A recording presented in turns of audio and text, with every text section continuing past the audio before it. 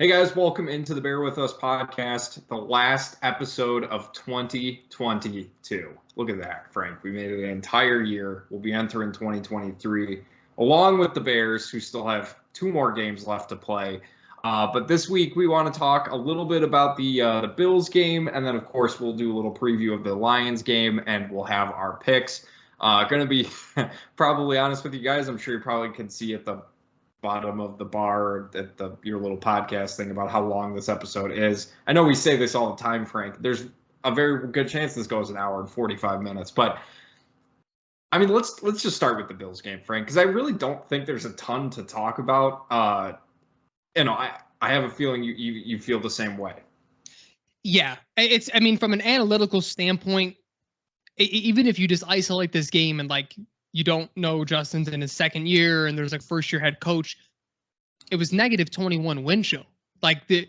Neither team could really do much before, Josh Allen figured out he could run again late in that game. But yeah, it was just an ugly game overall. So there's not too much to be said. And then adding in the context as well, knowing how injured that the Bears were, how depleted that they were, and knowing that one team is a Super Bowl contender and one team's in a rebuild, it also was what else? If this is a measuring stick game, it sort of told us what we knew. We're not close to the Buffalo Bills as a full team.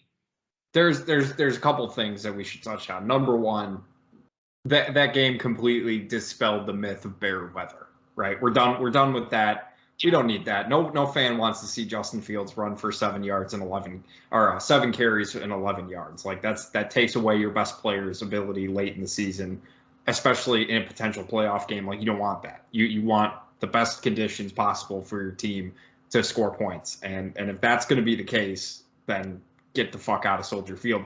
Frank, I do want to stick on the rushing thing real quick, because I think it is something worth talking about. David Montgomery by far was the most effective running back, 16 carries for 62 yards. Justin Fields, like I mentioned, 7 carries for 11 yards. And then Khalil Herbert back from the IR in his first game, 6 carries for 7 yards. Specifically on the Justin Fields thing, Frank, kind of saw it the last couple weeks. Teams are starting to shut that down a little bit more. Do you think that's more of just the wide receiver group not being up to par, or do you think there is something to teams really starting to have some game film and kind of figure out when he likes to run and sort of how to shut that down? I think it's yes to both. I think teams have such a lack of respect for the receivers around him. Because think about the time now that we're really seeing them hone in on Justin. Claypool and Mooney are both gone now, so there's nothing to respect on the outside.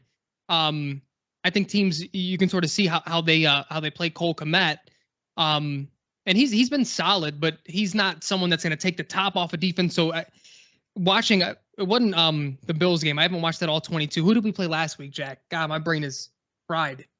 It's been a long week. We had the holidays. We had a lot of shit going on.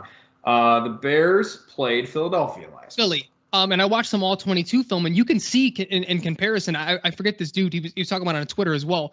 In comparison from even 3 weeks before that, the safeties are way up close to the box. So they're not scared of the top being taken off of them. It's just, and that's why EQ had that big play against Philly, because they were just so far up that he just ran a fucking go route and no one else was there. He beat the corner and that was it. So I think it has a lot to do with that. I don't think there's anything to be taken away in terms of is Getsy's, play calling getting predictable, or are the formations in which he runs unpredictable. I don't think there's any of that right now. I legitimately think it's just the depleted receiver core. Not that they were the greatest even when they were healthy, but there's nothing for that. I mean, I think we have fucking Simba. What is his name? Simba? Simba Webster. Yeah. Simba Webster out there. It's so. And that's just sort of goes back to what we said in the beginning. There's really not much to take away. And I think the weather played a huge part as well, because there were times where when Justin tried to get, beat someone to the corner, he just didn't have it. If anyone thinks that's an excuse, look at the same thing with Josh Allen. He looked slow. He looks like fucking Cole Kmet out there running the ball, and we know he's not slow. So it was just an ugly game all around. But to your larger point, though, I do think, because Philly did the same thing. Granted, Justin had a much better day on the ground. So I think it has more to do with the lack of talent around him, and then being able to say, hey, we're going to sell out to stop him. versus, him being figured out or anything. Because I just think it's one of those things, Jack. I mean, no one ever figured out Mike Vick. No one ever figured out Cam Newton in terms of running ability. You know what I mean? Like you can't figure out 4.3 speed. You can't figure that type of athleticism out. You just have to try to contain it and hope for a little bit of luck along the way. And with the luck this week being the weather. Yeah, and to your point about the weather, we saw a lot of drops happening on both sides because the ball was probably just hard as a rock. Like it was a tough day out there.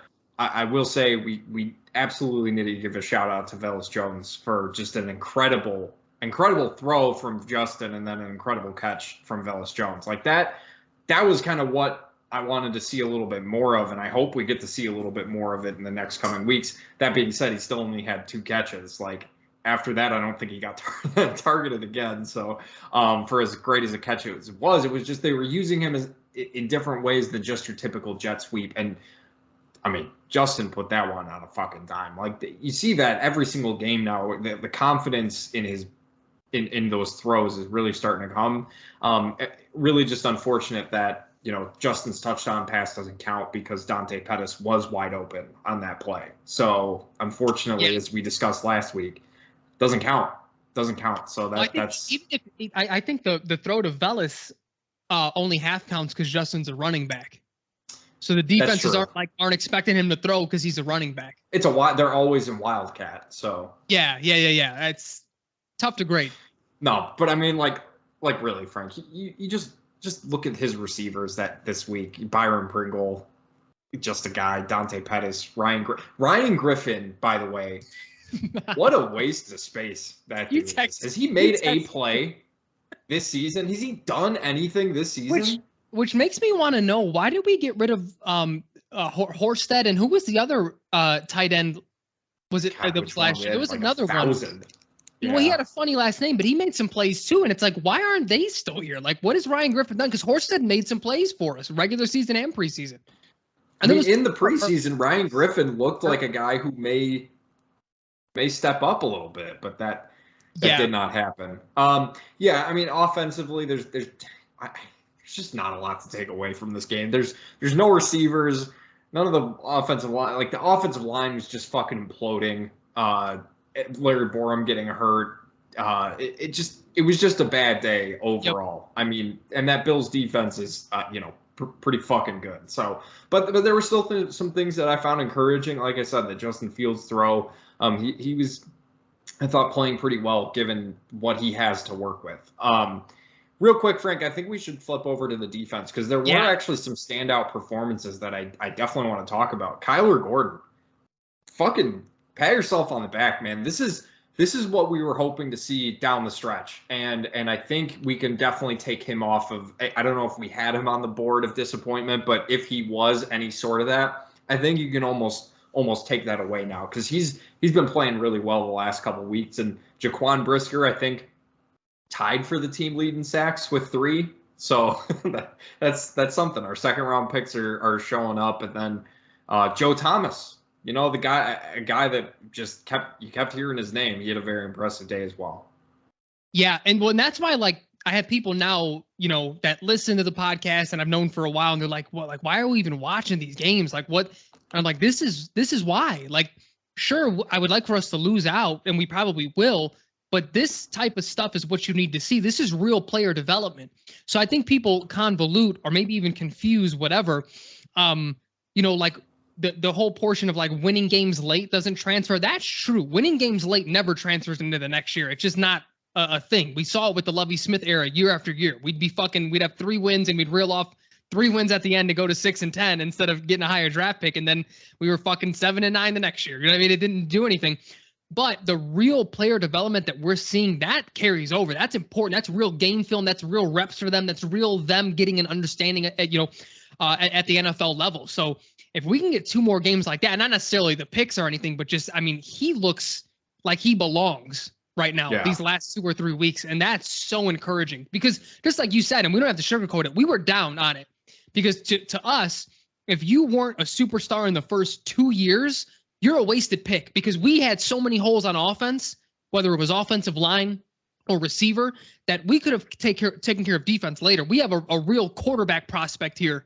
That's what we looked at it, at last draft, that we need to be catering to. And the fact that our GM didn't do it, you need to be a goddamn stud. And if we can get that, man, all is forgiven. You made the right pick then. But yeah, super, super encouraging.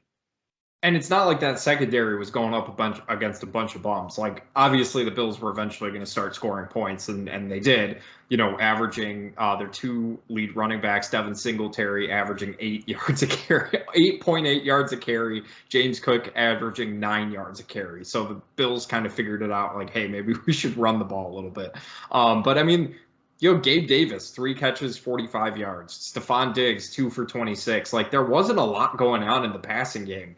And I was impressed. I mean, we saw Jalen Johnson was going to be out, and we're like, oh, okay, well, Stephon Diggs going for at least 200 yards and then a couple touchdowns. Did not happen. So, and these are trends that we're starting to see. And, as much as lopsided as the score is, this may sound a little silly, but I like, I'm starting to see some positives from Matt Eberflus, just like continuing on. This team is not giving up. They may get beat, they may get outscored, but I haven't seen anything resembling guys just quitting or guys just giving up. Towards the end of the game, you got Nathan Peterman, and sure, that's fine. But throughout the entire game, guys they're hanging in there. They're trying to make plays. They're trying to keep their jobs for next year. So, does it suck they lost 35-13? No, because now they've basically secured themselves the number 2 pick. Potentially shot at the first pick, Frank. Get to that when we talk about our picks this week. But, I mean, again, not a whole lot to glean. Unfortunately, it wasn't an offensive explosion where Justin Fields is just torching the Bills. You can't really expect that when you look at his receiver core and where the offensive line is. It is what it is, Frank. I'll say that. Yeah, and that's what I said. Offensively, there just wasn't much to work off of. These conditions are always going to cater to the defense. But there was really one more comment about the offense and then a question to you, and then we can probably, get into the picks and such and preview the next game on the Shoe at Anything More. I know we've been taking a huge shit on Luke Getsy lately. And while I don't want this to be that, I'm less, I guess, emotional about it or just like mad about it. And I realized one of the bigger things that I want to see, because I say it in this lens, like Getsy's going to be here next year. He's done an overall good job this year. He doesn't deserve to lose his job by any means. I think where we start to get frustrated is that we've seen the progress of Justin Fields and of this offense as a whole, and we sort of wanted next level, and maybe that's too soon. Maybe our want is sooner than it's not as realistic. But I do think his biggest flaw right now as a play caller is the quick game, because we're watching that game and I'm like, why is everything seem to be either deep, or when it was the quick game, it's a tight end screen for the 4th time or a bubble screen. Like and I know we said we haven't saw the slants, but we still haven't seen the slants. So that there's that. But Cole Kmet has proven to be a really, really good playmaker over the middle of the field. Like having just a couple of 5-yard curl routes or dig routes in the middle of the field for him, I feel like it's wide open, and it would open up the offense even more. But Getsy as a play caller relies on the screen, like the bubble screens and the tight end screens, and even a couple of running back screens. And I'm like, we don't have the offensive line athleticism to do that just yet. Like we don't have like a prime Cody Whitehair pulling to make things happen, or like Kyle Long, because your interior has to be really athletic to pull a lot of these things off. A lot of the times they're pulling towards where the ball is being thrown to on those screens. And it's like, just give me a little something different with the quick game. Give me a couple slants. Give me a couple quick 5-yard outs or something. Or even like, I damn near missed some of the stop routes, the 5-yard stop routes that Matt Nagy used to call every now and then. Like, give me something quick. Like, give me something quick, get in a rhythm. And they're just like, is none of that. Even thinking back to the offensive explosions, there was never that.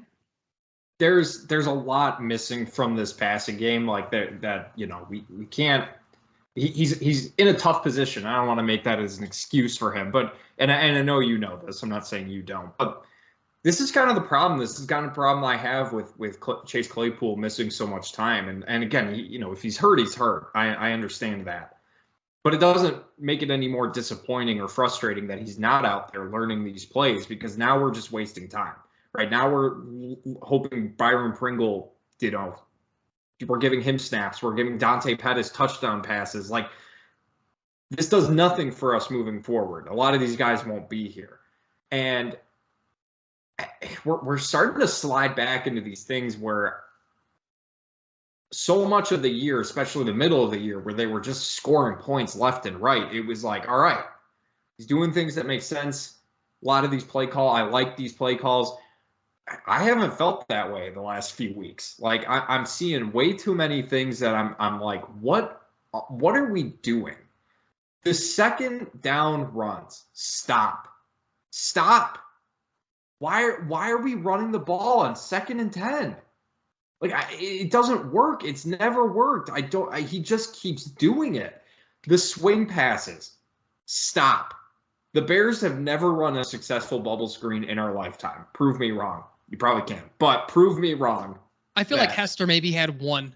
Dude, it's just like they don't have the talent to be doing this. Yeah. Like, every time they throw a bubble screen, the lead blocker is already beat by the time the ball is thrown. Or it's like, or we've been getting it to guys. Like, we don't have yak guys. The only yak guy we probably have is Velus Jones, who fumbles. But like, they were getting the Darnell Mooney. They're getting him the Cole Kmet. They're getting him the Chase Claypool, which he's probably of the receiving corps, the best yak guy. Maybe Velus. Those are the two. But like, they're still not a lead at it. Like, he's calling those plays like we have fucking Deebo Samuel receiving that ball. Like, I don't understand.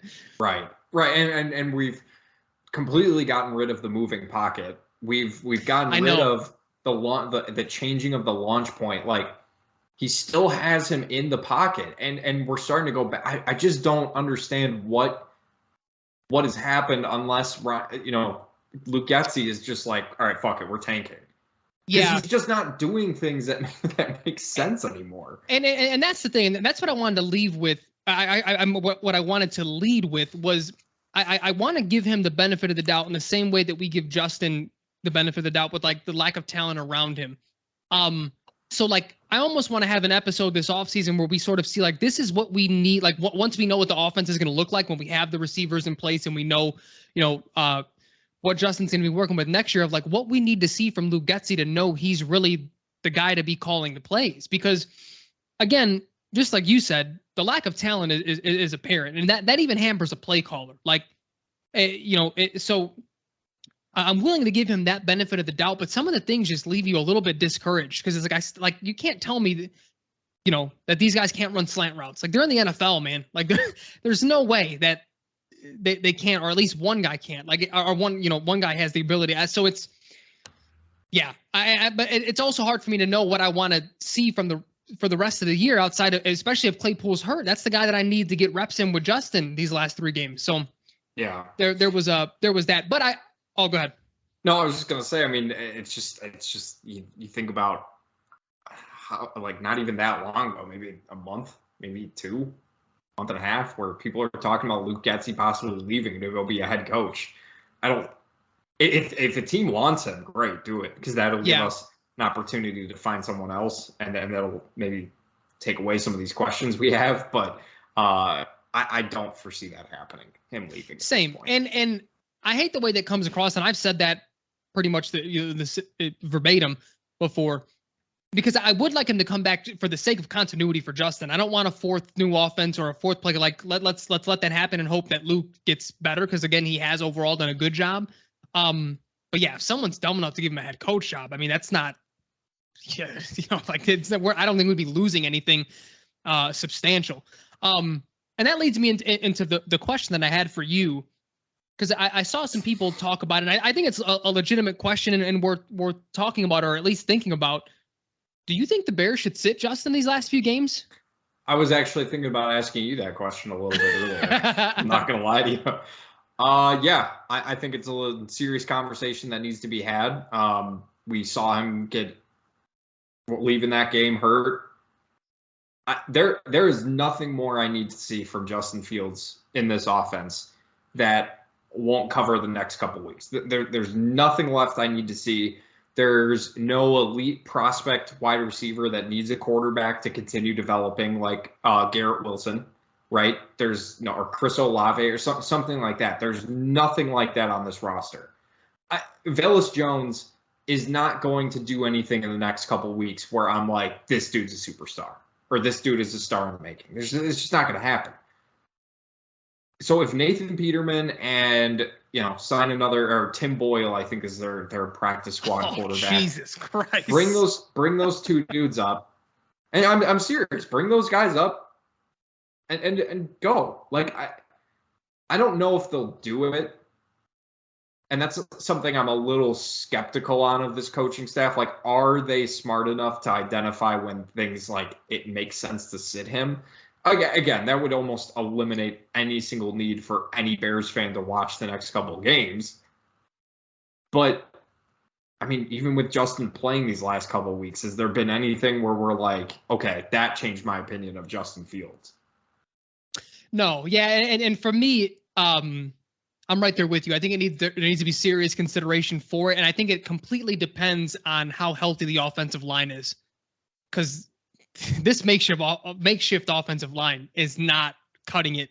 And I would even wager to say like what the wide receivers are. Like if Claypool is hurt and that offensive line is the makeshift one, I maybe give him a quarter before I say, hey, you sit for the rest of the game.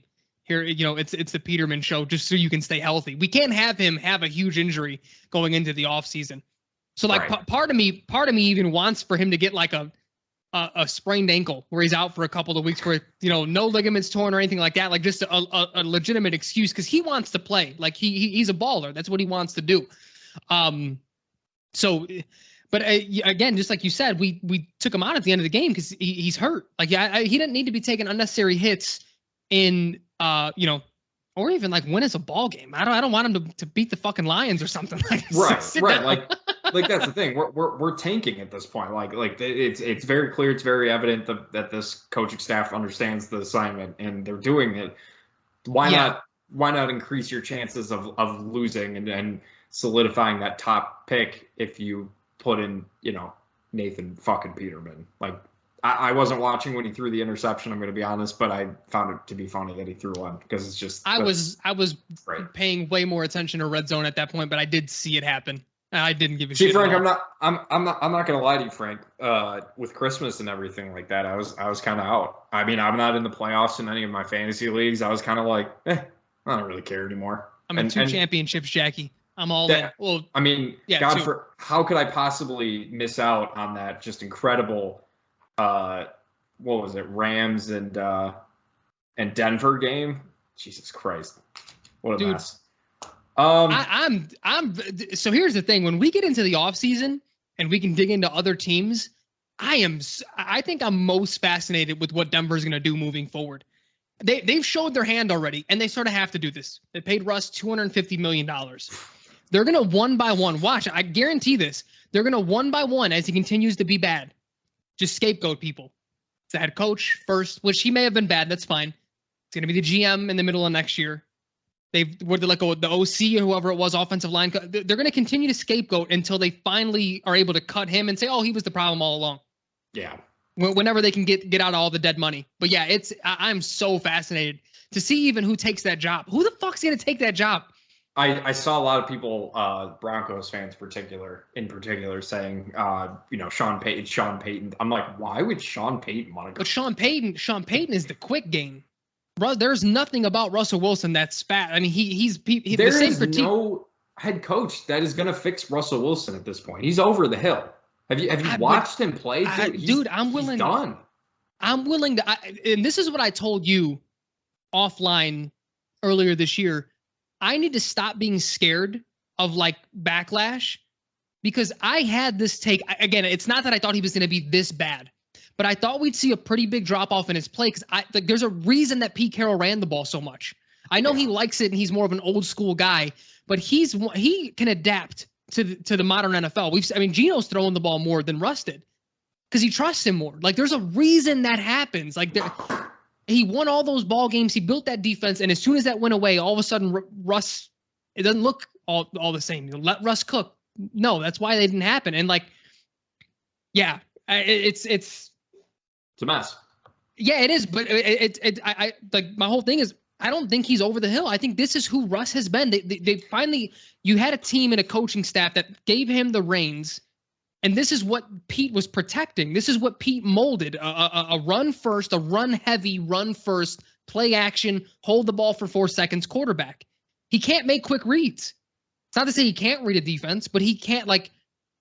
Think about who his weapons were. They were all downfield. Tyler Lockett for some years, DK Metcalf downfield, being aggressive and go up and get a guy, and then now fucking or who was before Lockett, the deep threat, Doug what was his name? Doug Baldwin. All deep, speedy guy because he has a good deep ball. He has an accurate deep ball, but everything in the middle and in the middle of the field and between the hashes and quick throws, he does not do. I just think he sucks. I just think it's as simple as that, man. And that's what I'm saying. That's what I mean. Like they did that for a reason, and they finally he got on a team where he has the power to really do it, and this is who he is. So like everyone keeps, and I'm not saying you just did it, but like. People could, well, he's old now. No, he looks exactly like he's always looked. He still has the arm talent. Like he still has he might be a little bit slower. He might not be as athletic as like 5 years ago, but the arm is still there. I think that's the problem is he doesn't have the offensive line that he had in Seattle. And I know those weren't always the best offensive lines, but he was able to move around. He just looks like he can't move. Like it's just. Yeah. That's a bigger part. It's not going well, but let's just get into our picks and we'll talk about them when we get to their game against Kansas City. But Thursday night game, Dallas at Tennessee. There's no doubt about this one. Dallas is easily winning this game. Tennessee, man, fucking done. Absolutely hilarious to me. I'm going Cowboys as well. Yeah, I mean the Titans, the bottom is falling off. I mean they're out. I'm curious. You think Vrabel has a chance to get fired? No. I don't think he'll get fired because, they can obviously use the Tannehill excuse that he, got hurt and all that good stuff. But, I mean, just adding another year to Derrick Henry. And, yeah, I mean, but you don't run it back with Tannehill, do you? Like the reason why I asked that is I think they're in for at least a retooling. Like they have to be bad for a year or two to get higher picks. They are going to need. They will be a team with a different starting quarterback next year. I don't know if that's going to be a bridge quarterback or something because they drafted Malik Willis. I mean, I didn't see it this year, but who knows what he'll do in the offseason. There's always that opportunity. Right. I don't know if maybe they'll try and draft a quarterback high, but I mean, the more I watch some of these quarterbacks in this draft, like. Yeah. I don't know. Like, are they that good? Are they as good as everybody has been talking about for the last? I think they're better than last draft class, but not better than the year before. Yeah, I agree. I don't think there's like a Justin Fields, Trevor Lawrence pairing, even though that's all we've heard for the last year now. Yeah. But yeah, I think they could have a bridge because it Geno sucks Smith. You think Geno? Well, I would love if the Titans do decide to blow it up and go rebuild, because I would love to maybe get a couple of their offensive linemen. I wish they had some receivers to steal. I mean, if you completely blow it up, and Vrabel's young enough to go through a full rebuild too. Like he may be one of those Mike Tomlin type of dudes. You're just there for 30 years and we're just gonna go through the ups and downs. But if they completely blow it up, I wouldn't just completely discount that Treylon Burks isn't available. I know he was a first-round pick, but if you have other needs and you're trying to build a whole team, what the fuck is a receiver going to do for you right now? Yeah, you said about Denver. Tennessee is one we should definitely keep our eye on just to see what maybe becomes available. Arizona at Atlanta. I am going to go with Arizona. Yeah, that's all I'll say about that. I'm going to go Arizona. Yeah, I'll go Arizona as well. I mean, Ritter has not been very good. He looked better this past week, but it's hard to judge him. I will say it's nice that they're using Drake London. Like the dude is actually catching the ball, which is great. I agree, and I kind of like what I saw out of Trace McSorley this past week. I'm not gonna lie to you, he looked pretty good.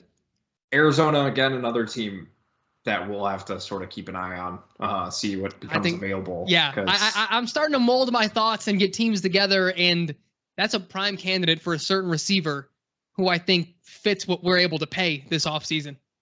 Miami at New England. I'm going to go New England, Frank, even if Tua does play. And I know he's in concussion protocol again.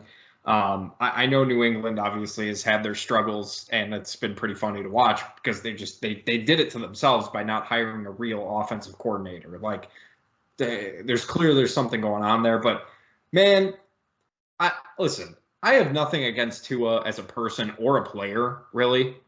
But there's just something satisfying about seeing him show who he is, like, and who I've been saying he is all season long. I've always had those question marks. You have too, where it's like the stats look nice, but like, dude, just watch the game. Jalen Waddle is fucking wide open and turns a 20-yard pass into a fucking touchdown. Like a 70-something yarder, yeah. And the whole time he's running, fucking Tyreek Hill is literally right next to him, just blocking guy. Like, if that doesn't sum it up, and you just saw some of the throws he's making, like the underthrow to Tyreek Hill where he threw it to a spot, that's what he does. He throws it to a spot and lets his guys go get it. Like that's your receivers making plays for you. So yeah, it's just one of those things where, you know, the way commentators talk about it and other people who are maybe higher on him, they're like, oh, like he fits this offense great, because like that's what he does, and that's fine. But that makes me think, like, I feel like 20 other quarterbacks can do the same exact thing with probably better arm talent, and the more than 20 with the arm talent portion. But like, that's not, if you have the ultimate faith in your receivers, your offensive line, and your offensive coordinator, your play caller, I would wager like 30 quarterbacks in the NFL can do that. Just step back 3 drops and throw it to a spot, or throw it to Tyreek Hill and Jalen Waddle. Yeah, exactly. Are you going New England or Miami? I'm going. Yeah, the Dolphins bottomed out. That's another team I'm curious to see. They're not going to blow it up by any means. No. I think you got to maybe bring in competition for 2. I don't know who it would be. That would be pretty insane. At the very least. Tua's what if you trade like a 5th for Tannehill? If the Titans, or we talk about Titans, that'd be pretty interesting. I mean, Tua just hit his first Pro Bowl. I don't think they're gonna do competition for him. You think? Oh man, yeah. I mean, you might be right, because I don't know if the options are crazy, but see, but that's the thing. Even with his health, you have to have a quarterback. You have to have a backup quarterback. Maybe it's not a competition, but you have to have someone that can step in better than what's happened. That is something that would scare me if I'm a Miami fan. That's something that would freak me out a little bit, because he's been this is like his 3rd or 4th just this year. 3rd, I think, and that's just as a human. If I'm him, forget. And I say this in anyone listen. All honesty, everyone knows we've sort of trashed him at on the field, but just as a human being, he should reevaluate if he wants to continue to play football. That's scary shit, dude. Even from that very one where they zoomed in and his fingers were doing, which is asinine. But yeah, like that. Yeah. Yeah, and then there was one a couple weeks ago, or was it the very next? Oh no, it was the week before that where they thought it was they lied, said it was a back injury, and then the week where that happened, we clear brain damage, and then now that's 3 at least. Like, dude, that's scary, man. If I'm him, I'm legitimately sitting down with my family and like weighing whether or not I want to do this for a living anymore. I wouldn't blame him at all. If I'm and it's sad that some people would, honestly, but we'll just those people were stupid. Yeah, agreed. New Orleans at Philadelphia. Even if Jalen Hurts doesn't play, I'm going Philly in this one, Frank. Yeah, I'm going Philly as well. I mean, do you think Dennis Allen is going to keep his job? I think he might. I don't know. He's won enough of these like weird games where it's just like maybe he will. Well, you know what? They may keep it. They have to completely tear down. They're just. I mean, what is their ceiling with what they have right now, right? So maybe you keep him to get these draft picks, and then you try to get a young, offensive coordinator type guy, the next Sean Payton. Well, they need a quarterback. They're another team that needs a quarterback, because they're not. I mean, Jameis has been healthy for 14 weeks, and he's not playing. I mean, Juwan Johnson, I know, is a free agent on their team. He would be an interesting red zone weapon for the Bears. I'd be okay with that. But again, they're one of those teams that's just like, what else do they have? Chris Olave, yeah, but they're not going to give up Chris Olave. No, he's a foundational piece. Michael Thomas, do you Kamara, really I mean, seeing what Christian McCaffrey, not for the Bears, I just mean generally, like. Oh, I thought you seeing meant for the Bears. what they gave up for Christian McCaffrey, he could be comparable picks, probably lesser at this point, but somewhere in that offensive ballpark. lineman, I'd be okay with them getting. Yeah, There'll be some options. You're going Philly as well. I'm going Philly too. I mean, Minshew may be the best backup quarterback in the league. I fucking love that guy. I texted you this. He is what everyone said about Mitch. He's what everyone wanted Mitch to be. But I think no, never. I was gonna say if Mitch maybe got drafted in the third, they would look at him that way. But he's not as good as Gardner. I think Gardner's a better quarterback than he is. I think Gardner's a much better quarterback. Yeah, I think if Gardner was on Pittsburgh, they'd be easily in the playoffs. They might. You're that's not a bad take. I don't give bad takes on this podcast. I've never given a bad take in my life, Frank. Indianapolis at the Giants. Come on, man. Indy's really rolling out Nick Foles, and you're going to expect me to pick that dude? Come on. I'm going Giants. Not even close. The Giants should fucking kill this team. I'm going Giants as well. Did they give a reason as to why they benched Matt Ryan again? Like, I would get if you had. He's just bad, Frank. He turns the ball over. I totally get it. I get he hasn't played well. But what I'm saying is, if you had like a young guy, even if it's like a 6th rounder, just to reel out to see if you have something. Yeah. But he's been hurt, hasn't he? Or is, I don't know. I thought he was out for the year. Maybe I'm wrong. Maybe he is. No. Maybe he is. I don't know. The Colts sort of just do stuff, Frank. They just. But then because my point is like you benched him for Nick Foles who looked the exact same. What are we doing here? What are you evaluating with that move? It was just it was weird. The team just I don't know what they're doing. The Colts they're done. Like, listen. Michael Pittman, if they're going to blow that thing up, Paris Campbell might be a good addition to the Bears. I'd be okay with that. Paris Campbell, I thought had toss him in the slot. But see, those are the type, and that's what I'm talking about. I'm sort of forming my philosophy around it. We may need to, if we're going to trade, Pittman's going to cost a 1. Yeah.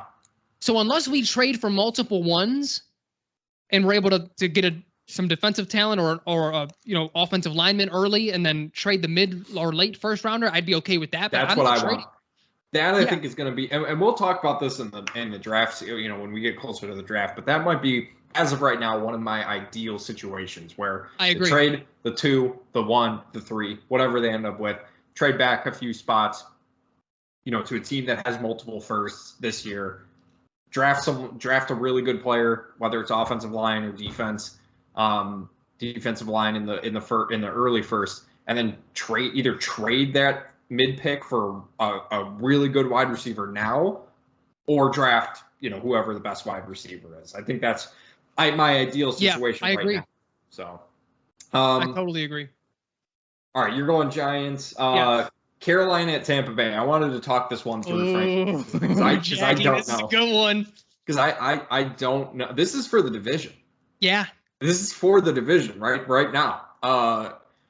Carolina just fucking running the ball all over the place last week.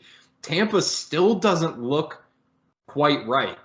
But that Carolina is going to have this week where they may just suck this week. know? So who are you picking? Who are you picking? Inform me of your decision. Maybe I'll agree with you. This is more because I want it to happen. Because just like you said, the Bucks, they've been winning these 17 to 16 games all year. They can't score more than 17 points. So whoever scores 17 points in this game first probably wins, or maybe 20, anything over 17. And just like you said, the Panthers are up and down. They either look like a competent, solid NFL team, or they look like a high school team. There's no in between here. But God damn it, I'm going with the Panthers, Jackie. I think Sam Darnold, this is what the New York Jets drafted Sam Darnold to do, is knock Tom Brady out of the fucking playoffs. And he's going to do it, but in different uniforms. With that being said, I'm going to go Tampa Bay. I don't blame you. I don't blame you. You're going to get me to pick against Tom Brady in December. Well, I guess it'd be January now, but no, I get what you're saying. It's just, I don't know. It's a fucking coin toss because all those teams are bad. So I'll just trust the greatest quarterback of all time. Yeah, it's one of those things where the Bucks have just been consistently average all year versus like Carolina at times has looked like the much better team than Tampa, or they've looked like the worst team in the league. Exactly. There is no in between. It's pretty insane. That being said, Carolina, I think, has the better playmakers right now. If I'm the more explosive playmakers, like looking to make a big play, I right now I think I'd probably go Carolina in that department. So that might be a fun one. That could very well be. I'm zoned in. I'm locked in on that game on Sunday. I'm really excited about it. A game that you're probably not as excited about: Denver at Kansas City. Denver just getting dropped a 51-point bomb on them. Like, just my God. I mean, I'm going Kansas City. Obviously, there's no way I'm not picking Kansas City. But I mean, man, Denver just firing Nathaniel Hackett. I think we all saw that one coming. I mean, it's pretty funny that they fired him already. At least the Bears didn't hire the worst coach. I mean, not even close. Yeah. Not even. I mean, Nathaniel Hackett. I mean, hey, I didn't know this stat until he got fired. He was only the second coach to get fired before the end of his first year. The first being Urban Meyer last year. I mean, the fact that you have real NFL experience as a coordinator and you still got fired in your first year, that's awful. I mean, because you're seeing like the sideline tirades and then the fights. I mean, the offensive lineman was trying to fight Brett Rypien or Rypien, whatever his name is, because he told him that he had to pick up Russ after he throws his third pick and gets knocked down. I mean, dude, and it's been like that all year. They're like, it's been chippy with Russ. The defensive lineman yelled at Russ a few weeks ago, and he's like done nothing to keep any of that under control. And I bring all that up, Jack, because, again, with the people get with the play calling and, we've done it, the play calling, the conservative nature, and we get upset about this and that. But the biggest part of the job for the head coach is the culture that you build. And you hit on this earlier this episode. That's a huge plus. If you're talking about pros and cons of Matt Eberflus this year, none of that has happened. Granted, our quarterback situation is much better. Yeah. But think of, and this would be maybe a character issue for Justin Fields if it were to happen as well. But like, in my mind, Justin Fields has every right to sometimes go and fucking chew a receiver out. We've seen Brady do it. We've seen great Peyton Manning do it. We've seen great quarterback. And I'm not saying that Justin Fields is them. I'm just giving examples. We've seen this happen before, where you ran the wrong route. I'm chewing you the fuck out on the sideline. Get it the fuck together. You're in my doghouse now. You're not getting a target till the fourth quarter. We've seen this happen before. Unfortunately, Justin has to target those guys because he has. Yeah, I know. But what I'm saying is, if Justin were to do that, I don't think any of us would be upset at him. Nope. We've probably been more mad at the receivers than he has. But the fact that none of that has happened, we haven't heard any reports of in the locker room people fighting. Or the only report we've gotten from the locker room is Justin apologizing after carrying the whole team on his back, having a separated left shoulder, and throwing and overthrowing it in the fourth and saying, "I'm sorry, y'all. Like I let y'all down." And then the defense interrupting him and saying, "No, we need to be better. We gave up 30 points." Like, that's fucking phenomenal. Yeah. Yeah, it's refreshing to have a good locker room. And that's what I mean. So, like, I know people are isolating this year and saying it's a failure and this and that, but, like, dude, look at what a real failure looks like, I guess is what I'm trying to paint right here. That's been the Broncos. Yeah. Fucking losers. Yeah, it's just, I don't think Nathaniel Hackett, he's more of a team. He's more of a guy that comes into, like, a rebuilding team. I'm not even saying he's all that good, but I just think the expectations were just so fucking high. Yeah. And he took the job, so, not like I feel bad for the guy, but. Yeah, I mean, some guys are just also built to just be coordinators. Maybe he's just going to be a really good coordinator for the rest of his career. It's not. I mean, there's 32 of these things, and there's like 10 good head coaches on a year-to-year basis. So, sometimes you're just not cut out for it. We'll save Bears at Detroit for last. No, fuck it. No, I'm going Detroit. Dive into it. I got a bone to pick with you, Frank. With me? Finally convinced. Yeah, with you. Oh, son of a bitch! I know what you're gonna say. Finally convinced me to pick the fucking Detroit Lions, and I do, and they fucking lose because they're losers. You're talking to me. They're fucking losers. They're losers. That's who they've always been. Losers, and I picked them to win, and now I have to do it 2 weeks in a row because there's no way the Bears there's no way they lose to the Bears. There's no way. But goddamn, yeah. I'm so tired of this fucking team getting talked about like for nothing. They suck. They're not going to do anything in the playoffs if they even fucking make it. They're done. But I have to pick them this week. Dan Campbell is more of a man that you could ever fucking dream of, buddy. How do you lose to the fucking Panthers like that? How do Yeah. you do that? How do you let them run all over your fucking ass? Yeah, it's tough. I mean, but to be fair, Chuba Hubbard and who's the other one? Dante Foreman are good running backs. Apparently, fucking Matt Rule is just holding back literally everyone on the team. Correct. He's Matt Nagy. That is he's correct. Matt Nagy. But, oh yeah, easily. They're the same. They're literally the same. Cycling through quarterbacks, blaming it on them, and just never being able to figure it out. But yeah, I'm going Lions. I think this is an easy pick again. Offensively, the only thing, literally, if Chase Claypool isn't playing, I don't fucking care about the offense. I want Justin Fields to stay healthy. I want him to make a few more good throws like he has been every week. Other than that, just like you said earlier, we can't evaluate anything else when he's throwing to these fucking guys, dude. I mean, they dropped 5 balls last week, if not more. I wasn't fully paying attention. Like there's nothing for us to do. Because then Justin's just going to fucking break 3 tackles in the backfield, juke a guy out, run for a 70-yard touchdown, and then fucking Paul with his sunglasses on and a protect the blue line on his Facebook page and be like, oh, he's a good running back. Fucking prick. So I don't care. But on the defensive side, I think this is another really good test for the secondary, man. I mean, the receivers that Detroit has are really good. Amon-Ra St. Brown, I think next year he has a chance to prove to be a top 15 type of dude. He's fringe probably top 20 at this point. He's a really good receiver. DJ Chark plays well in spots. If he's back, the Bears might want to take a shot on fucking DJ Chark, give him a 2-year deal or something like that. Yeah, I'd be okay with that. I wouldn't be mad at that either. I think he's earned himself. I think he's earned himself some money this offseason. I'll say. I agree. I mean, it's just been health with him, really, because I liked him with the Jaguars. To be completely honest with you, I really liked him. Yeah. But I mean, I don't know if Jalen slated to play. I'm unsure at this point. I haven't checked the injury report, but regardless, I mean, it's his wrist, so I don't know. He broke his wrist. I honestly, I'd be okay with Jalen Johnson fucking sitting the rest of the year. Key cool player, sit him. Yeah. But I mean, the point that I was making was the young secondary. This is a pretty big test for them because the one thing that, we sort of got caught in a million different places talking about the Bears losing to the Bills, but we've been talking about Jack Sanborn, Jackie. Jalen Jones may have. Again, not to say superstar or anything like that, but you're talking about with all the holes that they got to fill, you might run this whole secondary right back next year just for the sake of not having to draft or waste capital on someone and giving him the starting job on the outside. He's looked really good. And what I also want, if Jalen Johnson's going to sit, I want to see Kyler Gordon on the outside. You can't draft a guy in the second round. A nickel corner in the second round. I get that it's a passing league and it's more important than it's ever been. I get all that.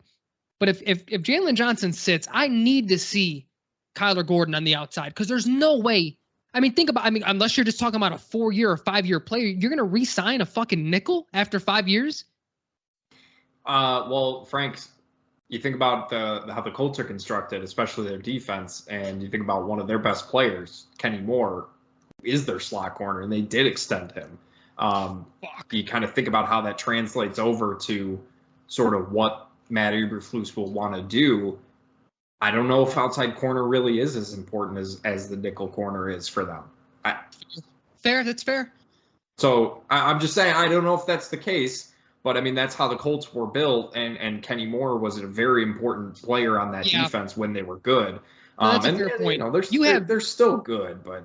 Yeah. Obviously. Well, I mean, you have more experience in like actual Eberflus defense than me. I keep harkening back to Lovie Smith, where like the nickel, and it was a different league then. They didn't pass as much, but the two out. I mean, we had the most success. Charles Tillman was a rock for 12 years or whatever it was when he was in a Bears uniform.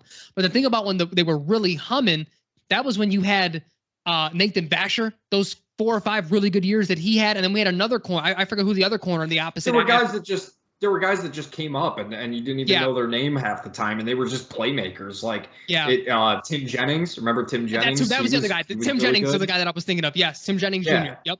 He was great, and I would love for that to be the case, and that's again why I'm a little frustrated they drafted Kyler Gordon in the second. Like it is what it is at this point. He looks good. The way, and it's not like he's not just picking guys off just like. Luckily, like they're not bouncing to him or anything. Like that one that Josh Allen threw deep, and he fucking tracked it all the way. I was very impressed with that interception. That was great, good stuff.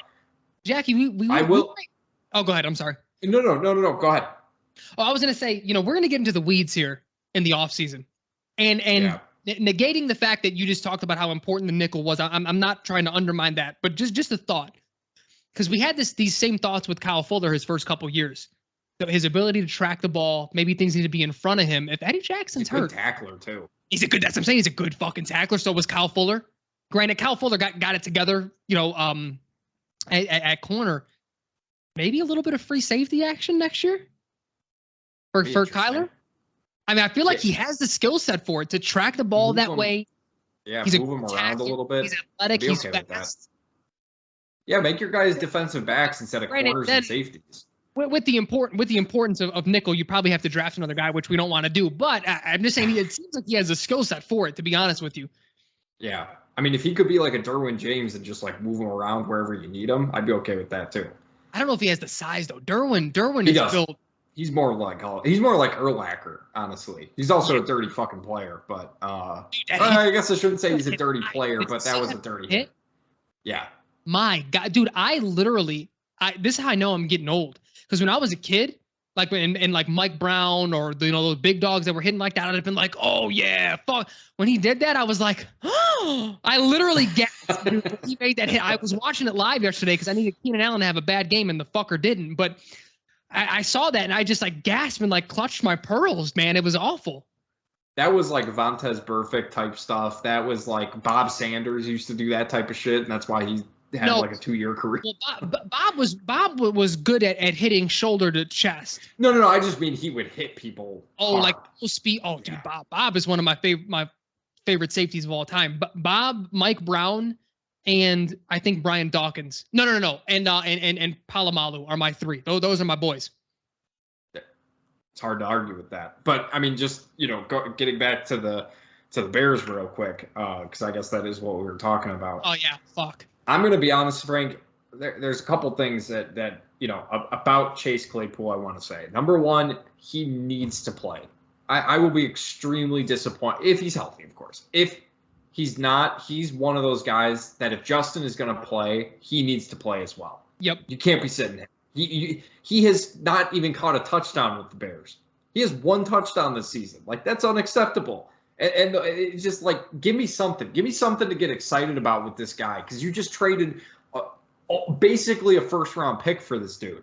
And he hasn't done anything. He's been hurt, and he's been bad when he played. So that's something that needs to happen. What I will say, though, Bears fans, stop calling this trade a bust. I know I did it myself a couple weeks, maybe even last week. Let's settle the fuck down. All right? It can't be a bust yet. We don't know who the Steelers are going to fucking pick. Maybe they picked the worst player of all time with that second pick. All right? So, settle down. It's not a bust. It can't be a bust. Because the Bears it wasn't like a Super Bowl move trade, right? It wasn't like, oh, Chase Claypool is going to put us over the top. It was, let's get this guy to see if he can develop with our quarterback. And granted, we haven't seen that yet. But until he's a free agent or leaves the team, I don't know if you can really call it a bust. Maybe not even that late. But, give him a full offseason to get used to playing with Justin. Let this team get healthy. Get them an offensive line. Get him a partner to be paired with. Something like that, I think, can happen before we call it a bust. He hasn't been good. It hasn't been a good trade so far. But, again, the Steelers haven't even made their pick yet. So let's pump the brakes a little bit. I totally agree with everything you said. But even if you view the trade, I don't think you can view him as the player a bust. If you want to view the trade as a bust, I see that more, because that to me, and I say that to differentiate, this has been more on the coaching staff than it has been on him. He can't control that they're not putting him out on the field. And maybe reports come out, that I know he's not learning the offense that well, but that's crazy. You just got traded week 10 to expect someone to be an advanced. To me, again, we've hearkened this with Nagy of you're just not a good teacher then. And that's not to say that Getsy and these guys aren't. We don't know. This is the first time this has happened for them, so we'll see. But generally speaking, if your students aren't learning from you, you're the problem. It can't be everyone. It can't be the class of 30. It's you. You know what I mean? If your whole class is failing, and I make that comparison because Claypool is the only guy we've traded for mid-year. So you didn't simplify it enough. You have to simplify it. You can't just say, here, study this playbook, and that's it. Like, he doesn't know he didn't know the playbook. I will say, Dan, that's something we didn't touch on, but playbook looked pretty fucking simple on Sunday against the Bills. Jesus Christ. I know.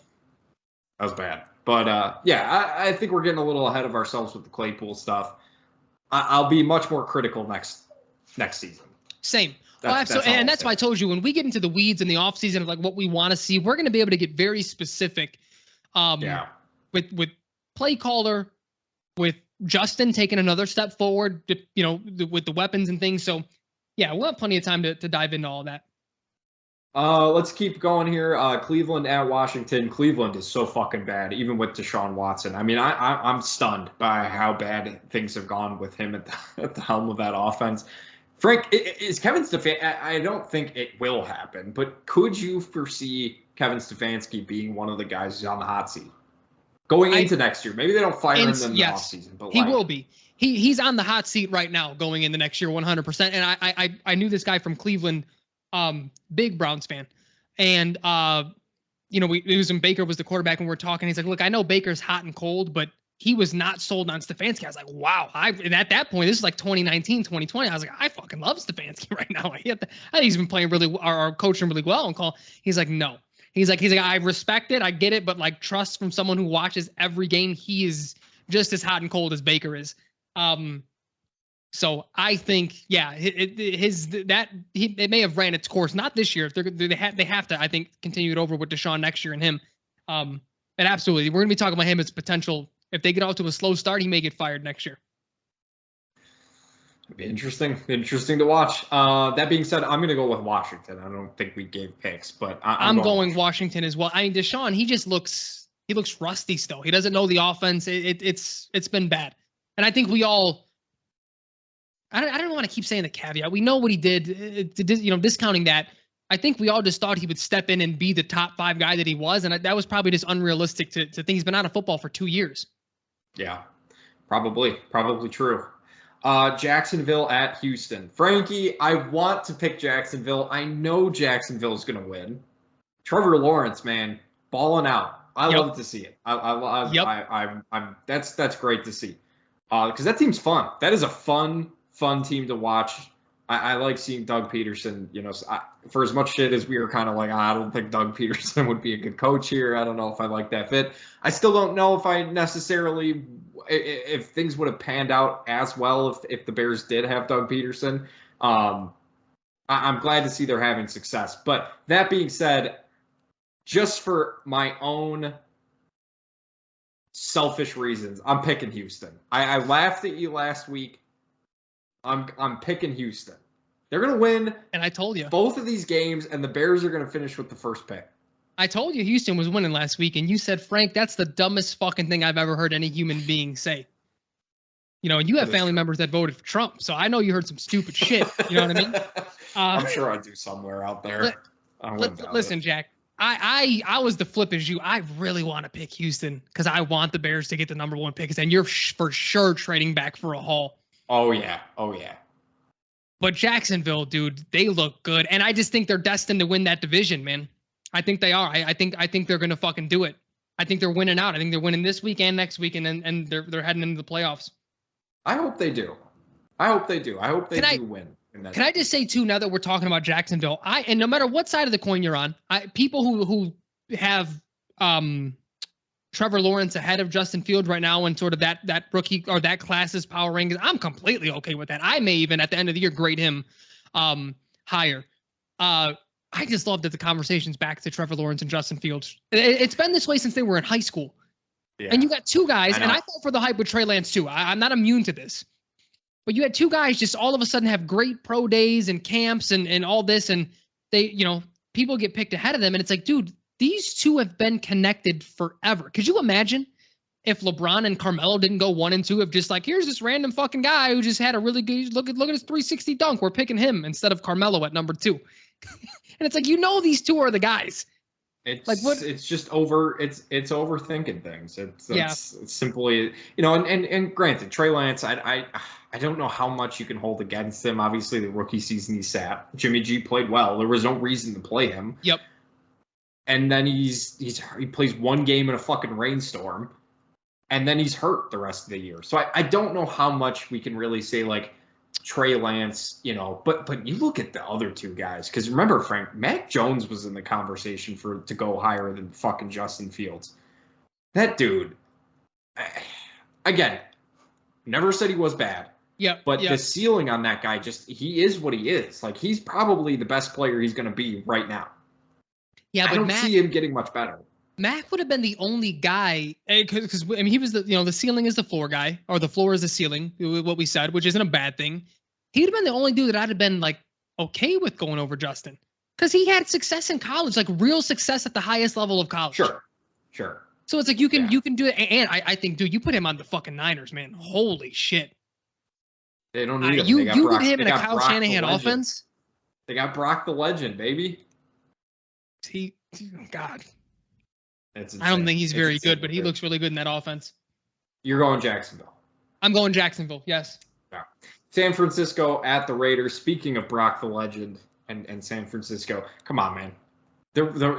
Derek Carr, that you talk about Denver being a mess. Yep. That Raiders thing, dude.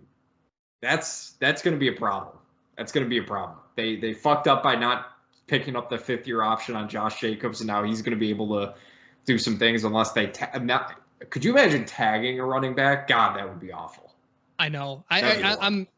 It's funny that you brought them up, because that was going to be my point with them. Is they're the second most interesting team to be going into this offseason.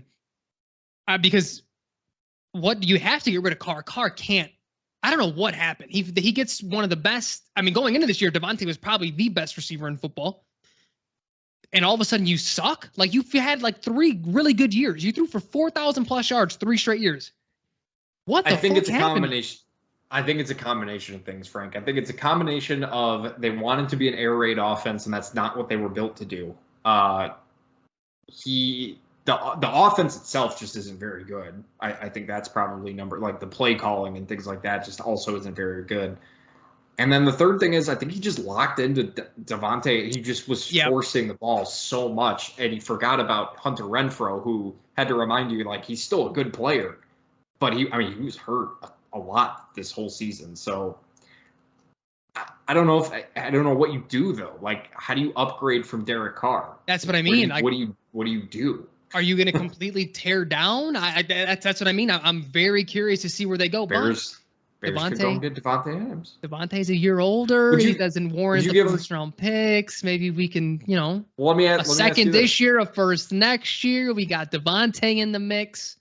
Let me ask you this, Frank. If the Raiders offered Devontae Adams for the Bears, like, number 2 pick, which no. Okay. No. Okay. You can't. We have too many holes to give up that. We need to either trade back and recoup or get defensive. We need to get Will Anderson. Just want to make sure I ask. I'm going 49ers, by the way. I don't know if I said I'm going Niners as well. Jets at Seattle. Boy. I'm going to go Seattle. Ooh. Unless Mike White is healthy, then I'll probably go. No, he's in. Mike White is starting. He's playing. That being said, I'm still going to stick with Seattle. I'm going Seattle. I'm going Jets. As soon as it was announced, I was going Jets. I mean, dude, the whole team is revitalized when anyone is in other than Zach Wilson. They hate that fucking kid. I love it because they hate him just as much as I do. Minnesota at Green Bay. Oh God, this is such a fucking Green Bay thing to fucking do. You knew it was coming. That being said, I'm gonna. It's not a noon game though. I'm gonna roll the dice. I'm going Minnesota. We'll see what happens. Yeah, I mean, it's gonna be probably like 4 degrees outside. Justin Jefferson won't do shit, and the Packers will win another game. Maybe, but I still. I think it's a testament to how well the Packers are built. I know everyone's thinks it's been Aaron Rodgers and nothing else around him. Granted, he's been one of the best footballs and quarterback the last 15 years or whatever, 20 years, but they built this team really fucking well. He has not played well this year. He's been about above average, which for his standards is horrible because he's been fucking phenomenal before that. But I'm not sold Because and maybe it's just the eye thing with him not being where he misses so many throws this year compared to even last year. He was the fucking MVP. But are you sold on the Vikings though? I'm not sold on Kirk. I'm sold on everything else. That's what sort of sucks. But then is this version of Rodgers better than sort of what we've always seen from Kirk? I don't know. I mean, I'm going Vikings. Because I just think they still have. Granted, the Packers have things to play for as well, but the Vikings need to secure that 1 seed. They cannot play. They may get trounced in a wild card game. They have to get a bye. Yeah, it could get ugly. Could get ugly. But I mean, man, it's hard not to want Justin Jefferson to win MVP. Just overall MVP. I agree. Because it's not going to Mahomes. I think it's Mahomes will win MVP, and then Justin Jefferson will win Offensive Player of the Year. I have nothing against Patrick Mahomes like that. He's just fun to watch, and he's not a bad person from all accounts. Like he seems like a good dude, but that's kind of like the LeBron thing to me, where it's just like it's just a boring pick. It's probably the right pick. Yeah, but it's just like I don't know. MVP should probably just go away at this point, especially in the NFL, because it doesn't matter what. I mean, Cooper Kupp just won the Triple Crown last year. And he got like 1 vote.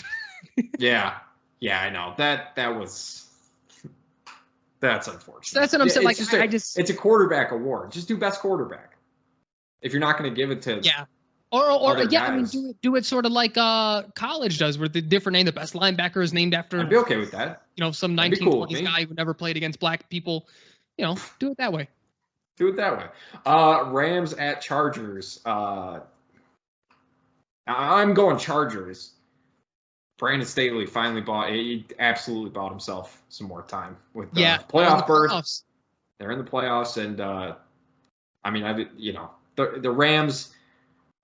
They'll be a curious team to watch too. Man, they got a lot of money tied up into a lot of guys. What becomes available there? Yeah. Does Sean McVay retire? Because that was the rumor. Does Aaron Donald retire? That was the rumor last year. Do they want to run it back? If they do run it back, do you really buy that they'd be good next year? No, they just went top heavy and won a Super Bowl. Like it's sort of similar. We talked about the Saints. You're going to have to pay that bill eventually. But the Bears do need a 3 technique, Aaron. If you're you got another year or 2 left in you, buddy. I don't think he'd want to. Does Baker start for one of these teams we were talking about needing quarterbacks? Well, that's Tennessee. That's what Tennessee, maybe. That's what I was going to say with them. That's what makes them interesting, is that I think Stafford's coming back. But I think if you're them, you have to sign Baker for a 1 or 2 year deal. Why would you not? Yeah. Keep him there for another year. Stafford may get hurt again. Even if he doesn't, that's a good backup to have. And if you're Baker, I think you take that deal, unless like someone throws crazy money at you, which I don't see happening. Because then you get to rebuild your image. You get to be the good team guy now, the culture guy, and you played your role, and you even look good when you got to start the year before. You know what I mean? Like you get that whole going and that whole narrative going, and then maybe you play another few good games next year, and he's going to be a starting quarterback again somewhere. The narrative is already starting to be around him. Well, listen, when the Colts are having their Jesus Christ, their quarterback battle of Zach Wilson, Mitch Trubisky, Baker Mayfield, and Jameis Winston, I'll be keeping an eye on that. That is, I'm just putting back Jamarcus Russell at this point. Holy shit! At that point, Pittsburgh at Baltimore. Man, I do not know how Baltimore made the playoffs this year. They're to me, they're just one of those teams that they're always in the background and they just somehow win, right? It's testament to John Harbaugh. That being said, this is Sunday night. I'm going Pittsburgh though. No, I'm not taking Baltimore in this one. Pittsburgh, come on, man. Mike Tomlin, you knew it was going to happen. He doesn't go with a losing season. It doesn't happen. And as a matter of fact, Jack, what's going to happen? I'm not picking either of these teams. They're tying. It's going to end in a tie, and then the Steelers are going to win next week, and they're going 8-1 again. Okay. That'd be pretty fucking. God, man. Do we have to watch a fucking George Pickens highlight every single week? Can he just not do something super cool every single week? He's so good. He's so good. And he was, dude, he was the number one receiver on some boards. I know. I know, Frank. I know. That being said, though, I'm glad to see Najee Harris, has put the whole bus stuff behind him because, man, people were going fucking insane about it. Yeah. Has he been as good as he was last year? No. Definitely not, but he's looking better. I think he'll be fine. Buffalo at Cincinnati. Finally, a good fucking Monday night game. Jesus Christ, it's been months. I'm going Cincy. Can't stop Joe Burrow, baby. And not for nothing, Frank. Bears are a little bit better. I think Buffalo wins that game. Josh Allen has looked a little off the last few weeks. So, dude, he goes through these weird spells. This was the same exact thing that happened last year before they played the Chiefs in the playoffs. The offense looked off, and they just seemed to like turn it on all of a sudden. And he, that was when the conversation was like, well, is he better than Mahomes? And we're past that. Pat is the best quarterback in the league. It's not particularly close. But big game Burrow. It's got to be what we call the guy. I can't bet against him in big games. No. He's almost like he alone almost warrants the Chiefs respect that we give them, where it's just like I won't pick them to lose, even though I did against Joe Burrow. No, I know, but so the thing is, I think I'm there already. If he can really solidify it with this game and then potentially what he does in the playoffs, I think Joe Burrow is the second best quarterback in the NFL. I think it's Pat and Joe. I mean, the dude already has 4,000 yards, 30+ touchdowns. He's gone to a Super Bowl already. So that's something I'm curious about, Frank, because I know the top two people for a while were Mahomes and Jalen Hurts. How is Joe Burrow not in the MVP conversation? Listen, he might arguably be my MVP. Look at like the things that I don't know. He's better weapons than Patrick Mahomes does. That's what makes it tough. But I mean, hey, he throws for 403 or 4 touchdowns this game and a big win against the Bills on Monday night. You're talking about him really being in that conversation. Who do they play next week? Let me see really quick, because if he has another, sort of season-defining big game, if he has 2 of them in a row against Baltimore, 2 playoff teams, he may not even play that game, to be honest, depending on what the seeding's looking like. Yeah, this game may put him in that conversation, and because we're so high on him, he's throwing for $150 and 3 picks. No, we don't. Well, you do. I don't have bad opinions on this podcast, so he'll be fine. I've had 1 or 2. I may have said Mitch Trubisky was better than Aaron Rodgers. No, you didn't. I've never heard you say that in my entire. I was gonna be like, wait a minute. No, you have not. You've never said that. We believed in him. I still don't think it was foolish that to not give up on a second-year quarterback, but yeah, we don't have to get into all that. We don't have to let that pain go. We have Justin now. We do, and I really want to see what they add to him. Frank, this has been great. Appreciate it. It's another year in the books. Happy New Year to you and your family, and to our listeners as well. Appreciate you guys listening as always. This has been the Bear With Us podcast. Wow. Almost did it. I haven't done that in a while. Wow. Let's try that again. This has been the Bear With Us podcast. I'm Jack. He's Frank. We appreciate you guys listening. We'll talk to you guys next week to preview the final Bears game of the season, and then it's officially draft season, because we'll get started right into that, as NFL always does, and we'll obviously do the playoffs and cover all that good stuff and make our Super Bowl picks, because those are always so spot on and perfect. But Frankie, I'll see you in 2023, man. Hell yeah, Jackie. Happy New Year to everybody. Happy New Year to you. And always remember, everybody love everybody. Perfect way to end that. Talk to you guys later.